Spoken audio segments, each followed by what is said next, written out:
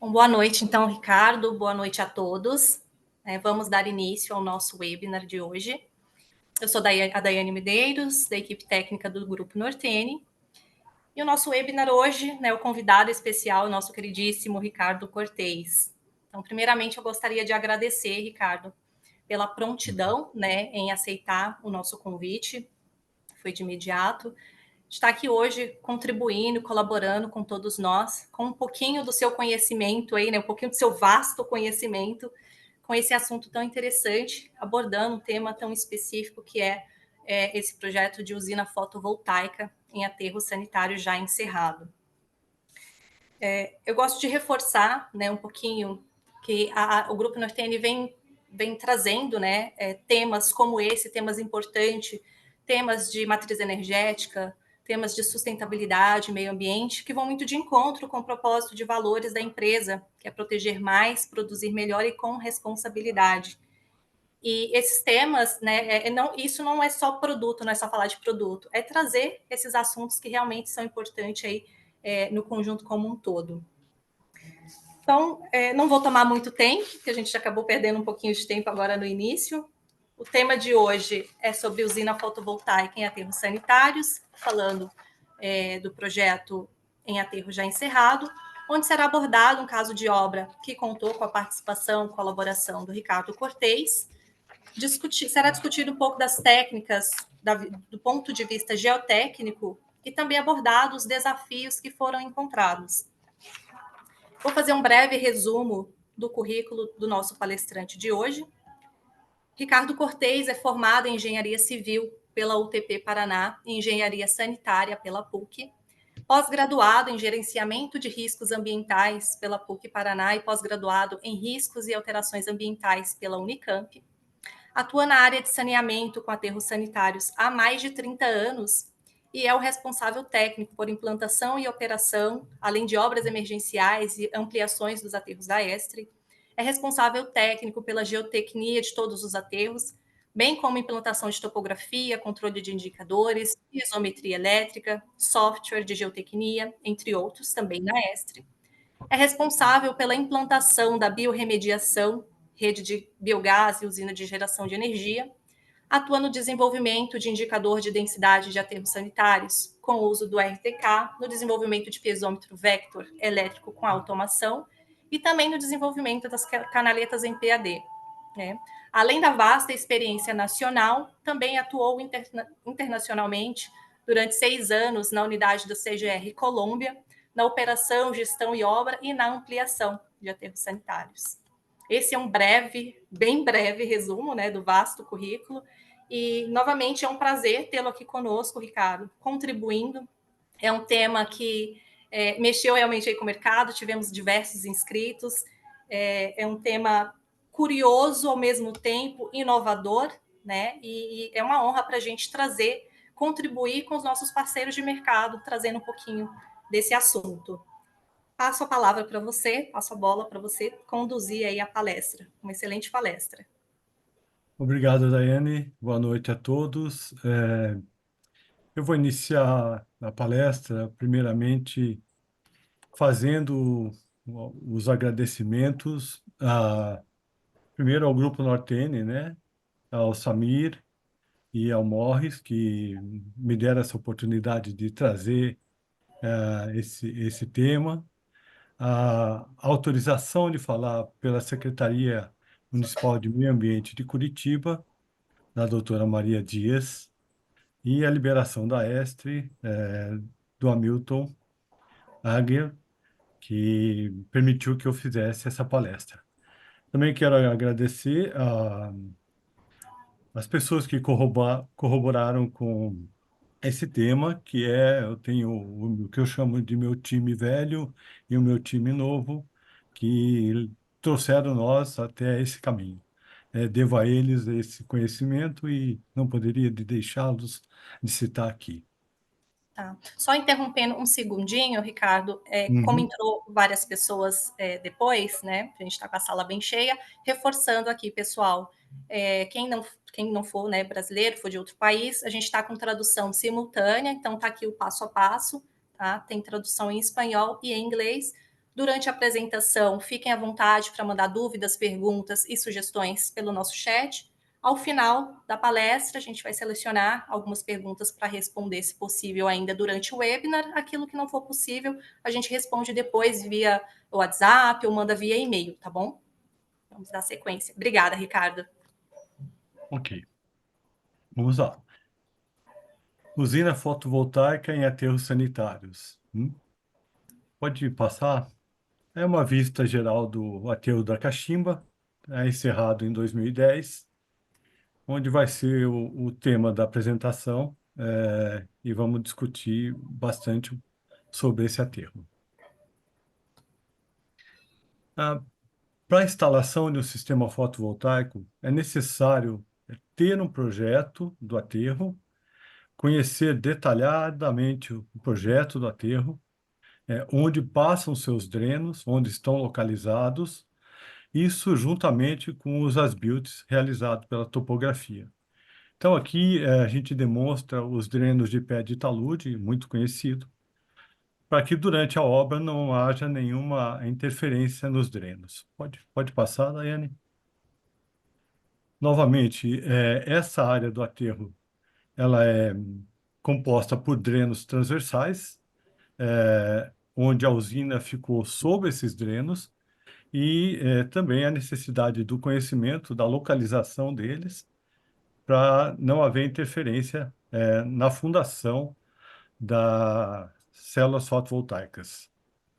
Pode passar. Por fim, aqui você tem um perfil do emissário e também dos drenos, onde ele percorreu todo o aterro, já fora da área, ponto este que muitas vezes pode ser usado para questões de aterramento de todo o sistema da usina. Novamente, uma vista de onde parte o emissário, né, e como foi composto o emissário, e a partir de agora a gente começa a falar exatamente da área da implantação. Pode passar mais um. Essa foi a área escolhida para a instalação das placas, né, ou módulos, ou placas, ou células, a gente pode expressar de todas essas maneiras, mas é uma área com 28 mil metros quadrados, onde foram instaladas as placas que nós vamos ver a seguir. O projeto contempla, né, são 8.596 módulos instalados, onde a potência é 4,55 de megawatt de pico e uma média dela, a potência média dela é de 3,5 megawatt, tá? Lembrando que vocês vão sempre estar encontrando a palavra projeto, porque a gente teve que seguir o projeto do aterro e depois o projeto elétrico que é o que foi implantado. Aí começa o encontro dos problemas, né? Então nós temos queimadores no aterro, ainda em funcionamento, pós 14 anos do seu encerramento, e foi necessário fazer recuos, né? Então, seguindo o projeto, você pode seguir o slide adiante, tem uma foto aérea à noite, onde você tem alguns queimadores ainda em funcionamento. E, como medida de segurança para evitar incêndios, foram recuados aí 5 metros de cada queimador desse. Pode passar, Daiane. Agora, nós já partimos aí para a parte da fundação do projeto das mesas, né, como são chamadas, das mesas ou das células fotovoltaicas, onde o projeto da fundação foi escolhido, foi o sistema de baldrame, eventualmente iniciou-se com radier e depois só ficou realmente com baldrame em função da infiltração da água de chuva e da água pluvial, né? Pode passar adiante. Essa imagem mostra já a preparação do terreno, com a primeira fundação, a parte da ferragem, e já eu tenho as esperas ali, depois a concretagem do baldrame, e, em seguida, as placas já instaladas. Aqui é um corte da instalação das placas, onde é necessário obedecer à angulação da instalação das placas para que se tenha o maior aproveitamento solar, né? Ou seja, da iluminação do sol sobre as placas. Então, isso vai acompanhado através da longitude. Pode passar adiante. Aqui mostra a drenagem dos painéis, então, como escoa a água que fica dentro do baldrame, né? E ela escoa, e cai numa canaleta que está no pé, das placas que eu vou, falar um pouco mais adiante. Novamente, a gente falando do ângulo de instalação das placas, né? Os 25 graus, que é onde está situado o aterro da cachimba. E essa angulação precisa ser respeitada, né? Para que tenha uma boa insolação. Adiante, a gente fala um pouco dos desafios, né, que a gente passa numa instalação dessa, né? Primeiro, os intempéries, onde eu posso ter incêndio, eu posso ter descargas elétricas, eu posso ter o problema dos aterramentos do SPDA, eu vou ter que conviver com o biogás e tenho problemas de vendavais e chuvas. Tá? Pode passar adiante. Então, a ação dos ventos, ela provoca uma força de baixo para cima, e a fundação de um sistema fotovoltaico tem que ser muito bem escolhida pelo projetista, porque essa força pode fazer o arrancamento das placas. Quando eu iniciei a palestra falando da posição dos ventos, se eu tiver um tipo de outra fundação, por exemplo, por estaca, eu preciso conhecer a posição dos drenos para que a estaca não interrompa um dreno do aterro. No caso aqui da cachimba, foi escolhido a fundação tipo baldrame. Tá? Pode passar adiante. Então, aqui já mostra a atuação dos ventos. O ideal é conhecer a velocidade dos ventos no platô do aterro. Muitas vezes, as estações meteorológicas que ficam no aterro, elas estão instaladas distante desse ponto e coletam dados que não são a realidade dos aterros quando você está no platô. Lá você tem um maciço que é muito elevado e a ação dos ventos acaba sendo muito mais intensa. Pode passar. Aqui mostra uma imagem da drenagem pluvial no início das obras e depois a drenagem pluvial através de uma imagem de drone, onde todas as linhas vermelhas são por onde a água está escoando. Ou seja, é uma ferramenta de monitoramento que se tem no drone, onde eu consigo, através de calibração, demonstrar os pontos que estão úmidos ou que a água está escoando. Então, vocês notem que no aterro ela está toda uma paralela à outra, e depois que ela sai fora do aterro, ela entra nos chamados talvegs e escoam para os wetlands que tem embaixo, abaixo do aterro. Aqui, novamente, uma foto da implantação. Já tinha uma fase toda implantada, outra em implantação, e o operador iniciando as canaletas que foram instaladas. Ainda na implantação do projeto, tem aqui duas imagens. Uma delas são as caixas de passagem, onde eu tenho, se eu não me engano, 26 caixas de passagens e as tubulações que passam pelas caixas. No projeto de Curitiba, aqui da Cachimba, optou-se por não ter emenda nos cabos, para evitar qualquer tipo de oxidação que pode ser ocasionada pelo biogás, como também pela a presença do gás amônia, que normalmente você tem ele na percolação do chorume, é onde a gente tem bastante drenos aí. Pode passar adiante. Aí uma foto das caixas de passagem. Essas caixas, pode voltar, por favor, Dai? Essas caixas, em primeiro momento, elas foram colocadas tentando manter a estanquidade delas.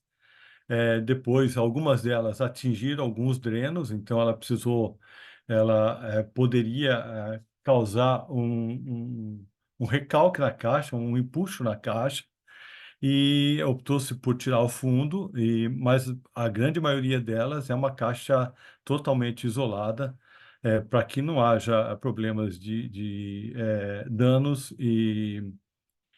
nos cabos que ali passam, né? Pode ir adiante. Aí é uma imagem onde a gente mostra todas as caixas que passam pela usina. Essa imagem das placas, ela está deformada em função do posicionamento do drone, mas as placas estão ali certinhas, e eu vou detalhar mais o que que é isso e por que que isso acontece quando nós monitoramos toda essa usina com os drones. Aqui são inversor, foram instalados 11 inversores e um inversor central. ah, então, cada conjunto de placas você tem esses inversores. Pode ir adiante.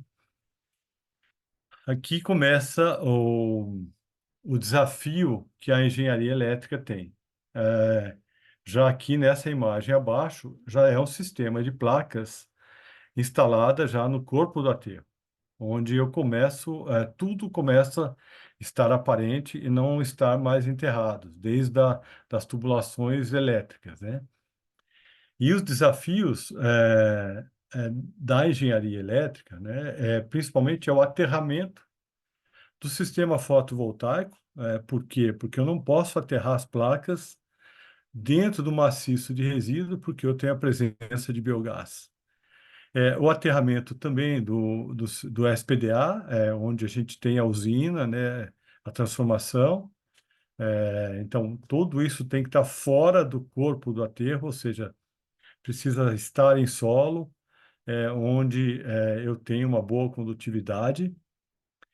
A proteção contra chuvas e granizos, esse também é um outro problema que esse sistema fotovoltaico tem. O seguro patrimonial do sistema fotovoltaico é também um outro desafio da engenharia. A manutenção e o monitoramento das linhas de transmissão. Então, todo aterro é composto com áreas de reflorestamento, muitas vezes, né, de mata, onde eu tenho as reservas legais, e normalmente esses cabos passam perto. Eu preciso ter a segurança de que essa mata não cresça em cima dos cabos, né? Então, também a proteção dos cabos contra a presença de gases e chorume, e a estanquidade das caixas de passagens que falei ali anteriormente. Pode passar adiante. Aqui é uma planta baixa da subestação, né? É onde a gente vai poder ver a imagem no próximo slide. Aqui exatamente a subestação, onde chega a energia gerada pelas placas fotovoltaicas, são transformadas e depois colocada numa linha de alta tensão. Aqui vale eu vou falar, eu acho que no slide seguinte, que mostra uma outra subestação. Você pode passar, Daiane? Aqui é uma subestação da Estre, né, com um sistema de geração de energia através do biogás. Mas eu coloquei essa imagem justamente para dizer que é, um dos maiores investimentos de uma estação onde eu gero energia pelo biogás é o motor. e em seguida é a linha, e dependendo da distância da linha, ela pode se tornar muito cara. Você já tendo todo o investimento da linha e da subestação, isso facilita muito para um aterro em operação escolher determinadas áreas, elaborar um projeto geotécnico, um projeto civil e elétrico para eu compor essas duas maneiras de geração no aterro. E aí também pode compor a maneira de como você vai vender essa energia, assim como poder também a um uso próprio. Pode passar adiante, Dai. Então, aqui é uma imagem da usina, do aterro da Estre, e uma imagem da linha de transmissão, onde vai jogar na subestação desta cidade. Pode passar adiante. Vamos lá. Os desafios da engenharia geotécnica. Esses são bastante. É, na Estre, a topografia já não usa mais, basicamente, o bastão com prisma e microprisma, né? Lá, durante esses anos, nós desenvolvemos a topografia, utilizando as fitas refletivas e também as estações totais e a robótica, utilizando microprismas fixos. Diante disso, porque não tem nenhum obstáculo entre as visadas, que eu vou falar um pouquinho mais adiante, entre as visadas da posição onde estão as estações ou a robótica para os marcos superficiais. Então, fica para quando eu instalo as placas, eu faço essa obstrução dessas marcos e aí eu preciso voltar à topografia convencional usando bastão e prisma. Monitoramento de piezômetros e de inclinômetros, muitas vezes uma usina dessa vai utilizar a área onde esses instrumentos geotécnicos estão instalados. E ao estar dentro da usina, existe o risco elétrico, né? É, então fica mais difícil, ou seja, eu tenho que ter já um colaborador que pode ter já o ganho de periculosidade por estar dentro de uma usina elétrica. Ah, essa mesma usina pode ser colocada, desde que aprovado um projeto, né, porque nem todos os aterros sanitários podem ser cobertos. Eles necessitam de um estudo, de um projeto, e necessitam de aprovação deste projeto de cobertura no órgão ambiental. Mas, é, se eu tiver uma usina sobre um aterro, eu vou perder o monitoramento visual de fissuras e trincas. Então, uma usina também pode maquiar esse monitoramento que se tem numa inspeção geotécnica. Também na usina é muito prejudicial os recalques diferenciais que ocorrem no aterro. E eles ocorrem, e eu preciso monitorar normalmente essas placas, porque elas vão perder um pouco da sua angulação do qual recebeu do projeto elétrico.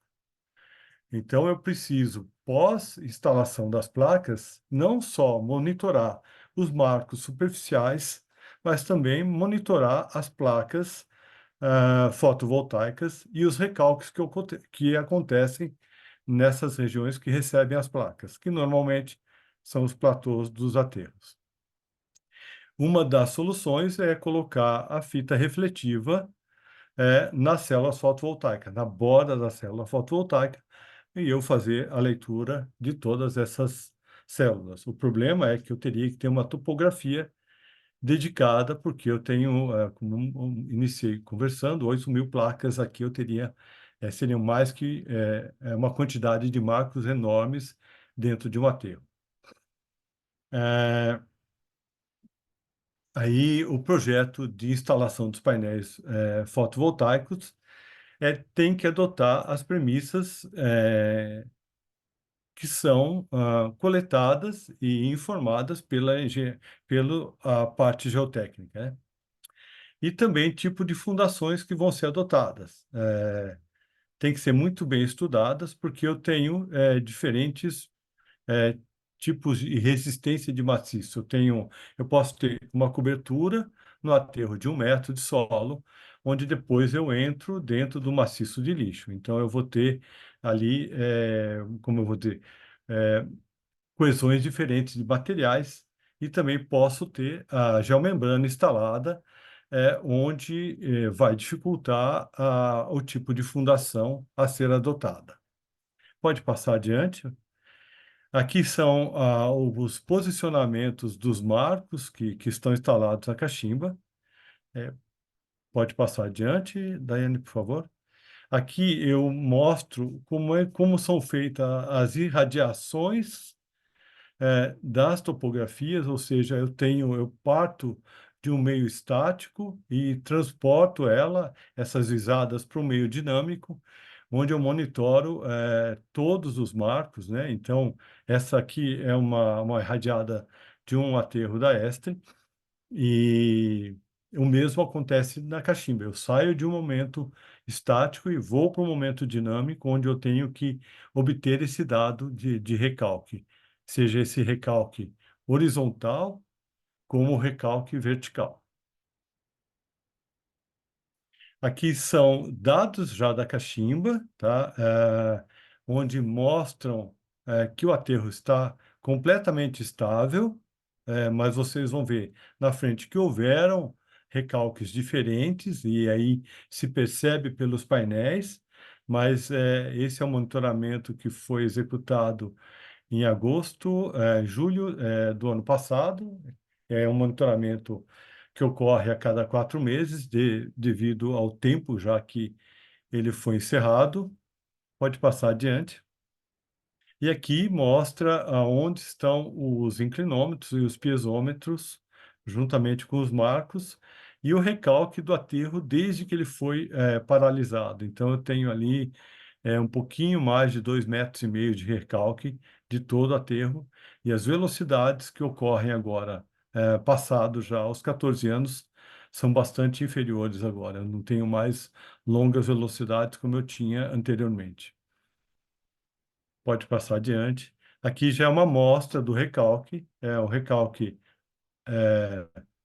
antes da construção, e a solução para a instalação dessas placas foram colocar elas em níveis diferentes. Então você consegue ver, se eu não me engano, são 6 níveis, a foto não mostra todas, mas é um problema porque, eventualmente, uma placa pode gerar no final do dia ou começo do dia, dependendo da angulação, sombras na outra placa, o que não é conveniente pelo ponto de vista fotovoltaico e elétrico. Ah, Aqui é uma sessão onde a gente demonstra o histórico da implantação. É uma sessão do drone, onde dá para fazer várias interpretações. Uma delas é que a declividade vem obedecendo e a chuva vem obedecendo a essa declividade. Esse sombreamento é ocorrido pelo horário do voo, então eu consigo ver distâncias muito pequenas pelo horário do voo nessa seção, e essa seção foi tirada em cima das placas. Você pode passar adiante. Aqui também mostra outra seção, e se a gente perceber, vai dar o sombreamento. Acho que o sombreamento é um filmezinho que deve ter no slide seguinte, Dai, por favor. Exatamente. Você consegue ver o sombreamento e as distâncias do sombreamento nesses vários voos que foram realizados o ano passado. Basicamente, um por mês, devido ao horário diferente e à posição também do Sol diferente, em função do tempo, né? Ocorre esse sombreamento que vocês estão vendo nessa seção das células fotovoltaicas. Vamos adiante. É uma vista no final da tarde, uma bela vista aqui de Curitiba e da usina totalmente acabada. Os desafios da operação do aterro. Eu coloquei essa foto aqui de uma chuva no aterro, descendo por uma descida da água de 6 metros, onde passa pelo gabião e desce pelo colchão reno. É uma técnica bastante usada e você tem um volume d'água. Mas num projeto de célula fotovoltaica, nosso maior desafio é a roçada e a varrição da grama. Por quê? Porque ela tira pedras ou ela tira torrões de terra e ela pode, ao atirar essa pedra, ao ela desprender da roçadeira, ela pode vir a trincar uma placa. Uma vez que ela trincou a placa, aquele elemento, né, aqui nesse caso chamado célula, ele não vai mais gerar energia. Da mesma forma, um aterro em operação, eu tenho a limpeza dessas placas, porque eu tenho muita poeira. Então, vai exigir um trabalho bastante grande da equipe de manutenção do aterro, eu executar a limpeza para que eu tenha um melhor rendimento das células fotovoltaicas. A manutenção do sistema de drenagem pluvial tem que estar em dia, porque senão nos problemas de recalque diferenciais que falei anteriormente, eu posso ter um empoçamento de água sobre os cabos. Da mesma forma, nós temos que pensar para o biogás, porque o biogás, normalmente as redes estão calculadas com um decaimento ou com uma queda com 2% de declividade, para que um líquido, né, que é o percolado, que chama condensado, ele corra dentro da tubulação e vá para o ponto de menor cota do aterro. Então, a manutenção do sistema de drenagem dos drenos de biogás tem que estar muito alinhada com as fotovoltaicas e também porque, eventualmente, um desses tubos, eu vou mostrar um pouquinho adiante, pode passar dentro da sua usina fotovoltaica. O mesmo ocorre para manutenção do sistema de drenagem. É sabido, eu vi aqui na lista e muitas pessoas mandaram WhatsApp, tem projetistas, tem operadores, consultores. É sabido que em período de chuva, muitos drenos, eles acabam transbordando, uma expressão nordestina que eu aprendi lá nos aterros do Nordeste, é que eles melejam, ou seja, eles vazam e esses drenos têm que ser refeitos. E pode acontecer de um dreno desse estar no pé do talude e eu ter ali uma célula fotovoltaica instalada. A outra problema para o desafio da operação do aterro é a segurança patrimonial, vandalismo e roubo. Roubo dos cabos, roubo da própria célula, da placa solar. E no caso da cachimba, ela é toda monitorada por câmeras e foi feito um sistema, um alambrado que envolve toda a usina para evitar justamente isso.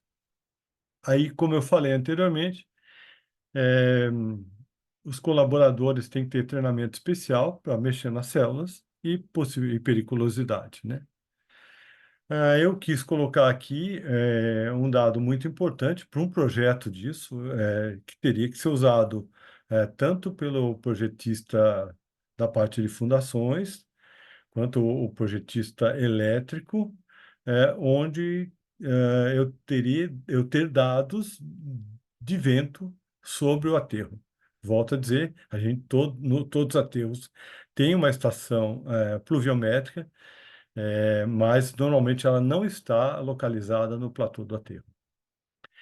E por fim, a ancoragem de um sistema fotovoltaico quando eu tenho a geomembrana, né? Como eu falei anteriormente, nem todos os aterros podem ter a instalação de uma geomembrana, mas aqueles que têm, que receberam o projeto e receberam a licença para atuar dessa forma, existe uma manutenção para ser feita na geomembrana, que tem que tomar cuidado com essas células fotovoltaicas.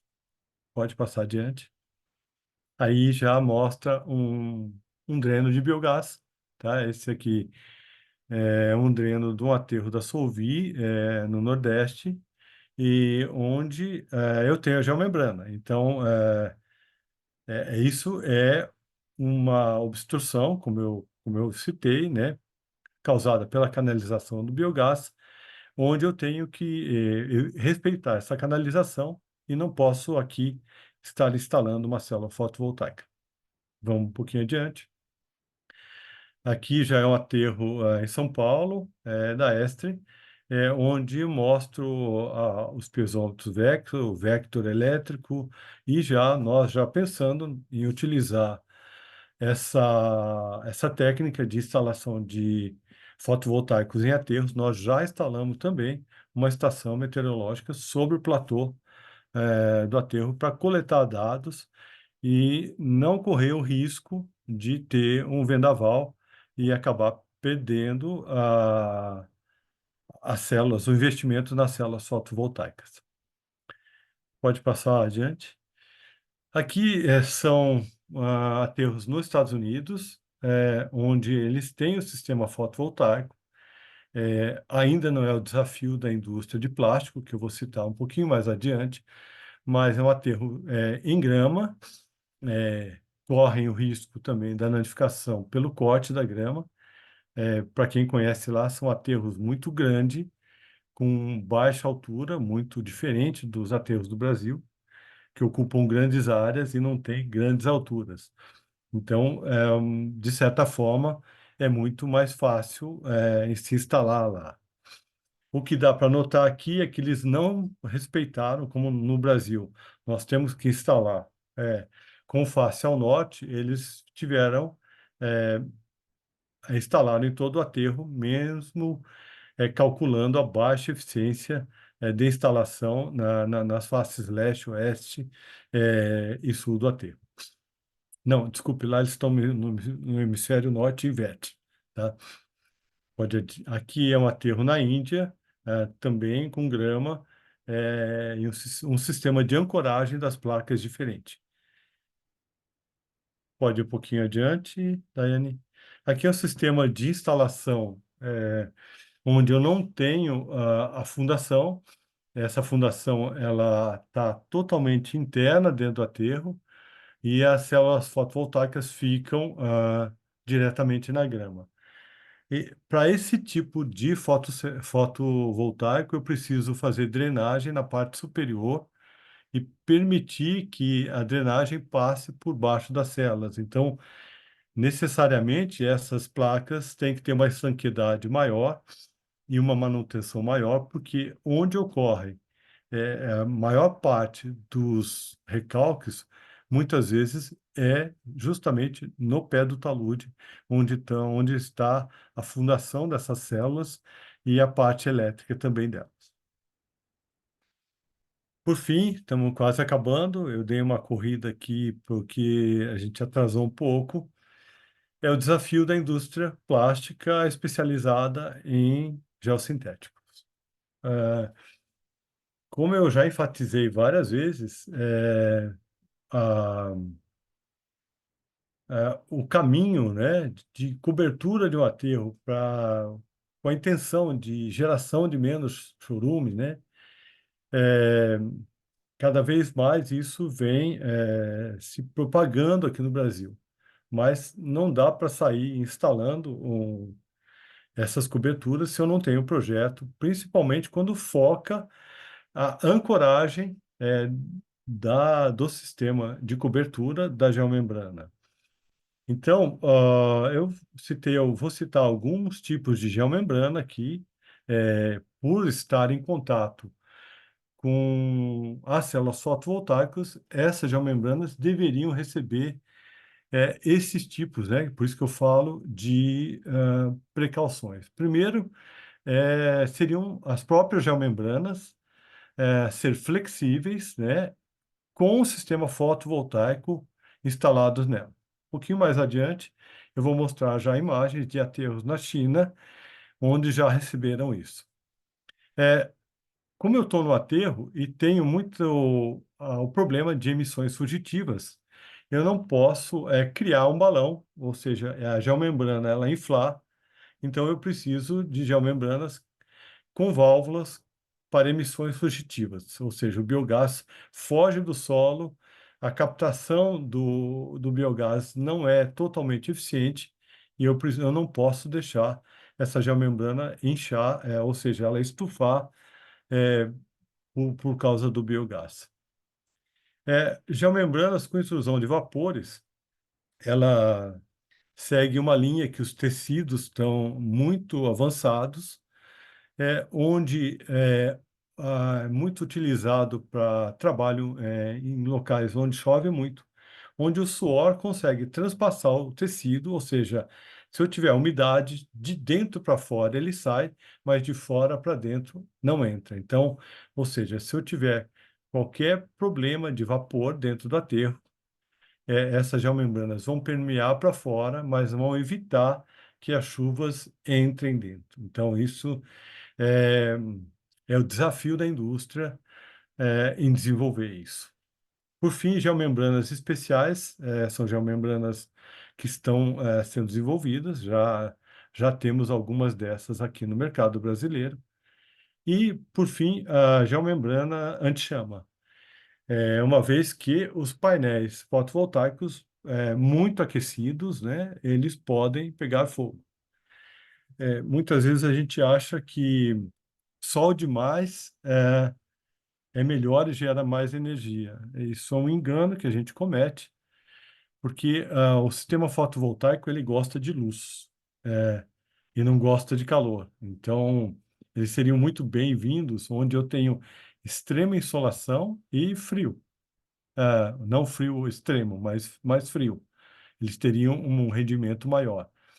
Então, num caso onde eu tenho muito calor, 40 graus, eu vou estar com as placas aí beirando seus 60 graus, aí corre o risco de pegar fogo na placa. Existe muitos casos disso. Eu não sou especialista em placas, não sou engenheiro elétrico, então não quis colocar aqui imagens que eu vi com placa pegando fogo, mas se a gente tiver uma geomembrana que seja anti-chama, como os isopores têm, seria o ideal. Pode passar, Daiane. É, Aqui já é uma imagem na China, onde é uma cobertura de um aterro com geomembrana e a instalação da célula fotovoltaica sobre essa geomembrana. Ela é colada uma sobre a outra e a geração, aí eu não tenho fundação, eu só tenho uma boa ancoragem e, claro, uma boa instalação e sobreponho, agora chama célula fotovoltaicas, plásticas flexíveis sobre a geomembrana de cobertura do aterro. Essas células fotovoltaicas, elas têm um potencial de energia menor, uma eficiência menor, mas eu não tenho problema de sombrio, eu posso colocar em todo o aterro e posso remover quando eu precisar e voltar a instalar novamente. Então, aqui já são as imagens dos aterros na China, onde eles estão cobertos.